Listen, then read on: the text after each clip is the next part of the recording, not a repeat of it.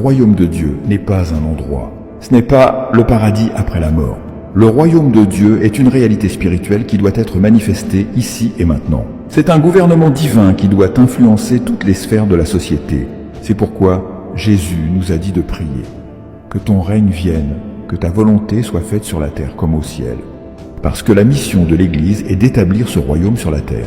Mais nous avons transformé l'Église en une institution religieuse. Nous avons perdu notre mission. Nous avons oublié pourquoi nous sommes ici. Nous ne sommes pas ici pour attendre d'aller au ciel. Nous sommes ici pour amener le ciel sur terre. Nous sommes ici pour établir le royaume de Dieu dans tous les domaines de la vie, dans les affaires, dans la politique, dans l'éducation, dans la culture, dans la science, dans la technologie. Parce que le royaume de Dieu ne concerne pas seulement l'Église, il concerne toute la vie. Et tant que nous ne comprenons pas cela, nous continuerons à vivre en dessous de notre appel. Tant que nous ne comprenons pas cela, nous continuerons à lutter inutilement. Jésus n'a jamais prêché une religion. Il n'a jamais prêché sur comment aller au ciel. Il a prêché « Le royaume de Dieu est ici ». Son message était clair. Cherchez d'abord le royaume de Dieu et sa justice, et toutes ces choses vous seront données en plus. Mais combien de personnes cherchent réellement le royaume? Combien le comprennent vraiment? Beaucoup cherchent des bénédictions, mais peu cherchent le royaume. Beaucoup prient pour des miracles, mais peu prient pour comprendre les principes du royaume. C'est pourquoi Jésus dit que seuls ceux qui ont soif de vérité recevront la révélation. Il dit « Celui qui a la connaissance des secrets du royaume recevra encore plus. » Autrement dit, plus vous voulez apprendre, plus il vous en sera donné. Mais si vous ne voulez pas apprendre, même le peu que vous avez sera perdu. Cela signifie que vous devez être intentionnel. Vous devez rechercher activement la vérité. Vous devez avoir faim et soif du royaume. Jésus n'a jamais prêché sur la prospérité. Il n'a jamais prêché sur la guérison comme un but en soi. Il a prêché le royaume.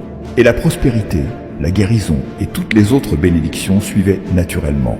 C'est pourquoi il dit « Cherchez d'abord le royaume de Dieu et sa justice, et toutes ces choses vous seront données en plus. » Mais nous avons inversé l'ordre.